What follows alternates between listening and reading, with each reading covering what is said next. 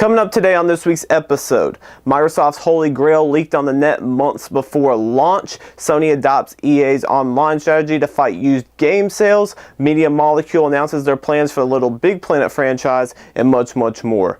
This is Nick's Gaming View.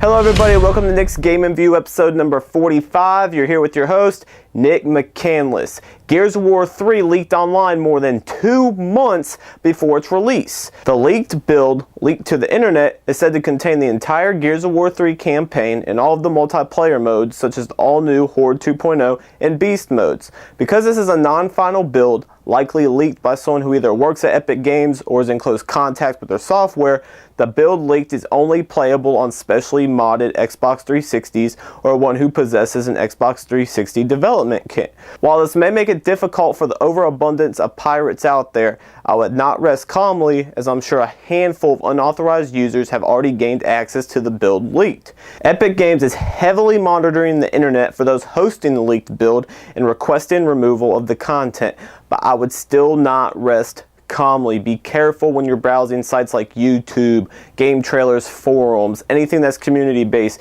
because while this is not available to everyone, you still have to have a modded Xbox 360 or development kit.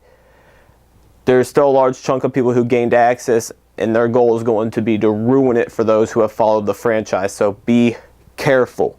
Sony adopts EA's online strategy to fight used game sales. Earlier this week, an image surfaced on the net of a Resistance 3 PS3 bundle that had yet to be announced. But more interesting than the bundle itself, a logo promoting a new service titled PSN Pass raised many questions. When asked about PSN Pass, Sony responded with the following, quote, "We are always evaluating new programs for our online offering, and starting with Resistance 3 this September, we will be instituting a Network Pass program for PS3 games with online capabilities. This program will be game specific. Games that are a part of this program will include a single-use registration code that grants the account holder redeeming the code full access for that title," end quote. Same thing that EA has been doing for over a year now, where basically you open up the game, you have that code that unlocks the multiplayer section of the game. Why do they implement this? To fight used game sales. Because GameStop may sell you a used game $5 cheaper, $10 cheaper. But hey, that online pass is $15, so it ends up costing you more in the long run. So you might as well just buy the game brand new.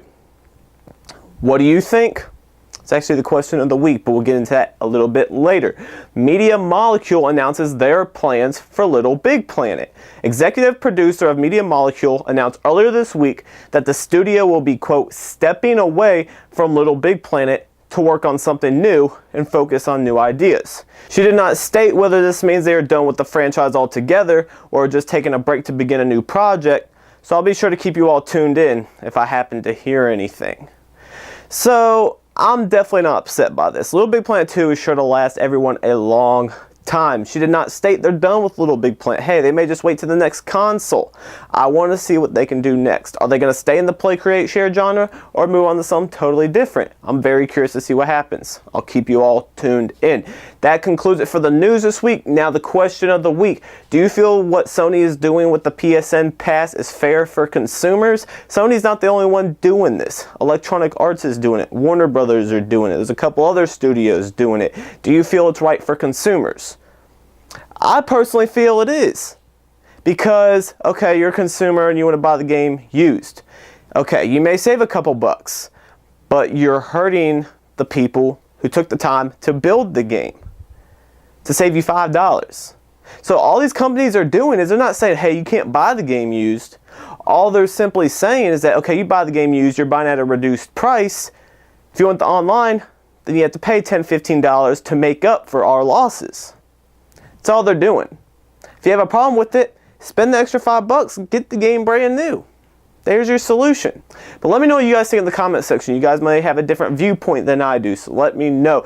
That concludes episode number 45. I want to thank you all for watching. If you have any comments, this is the comment section. If you want to contact me personally, you can email me admin@thegameraccess.com. You can also follow me on Twitter at twitter.com/thegameraccess, and keep checking into thegameraccess.com. We got a lot of content coming for you guys. Thank you all for watching. Check back next week for episode number 46.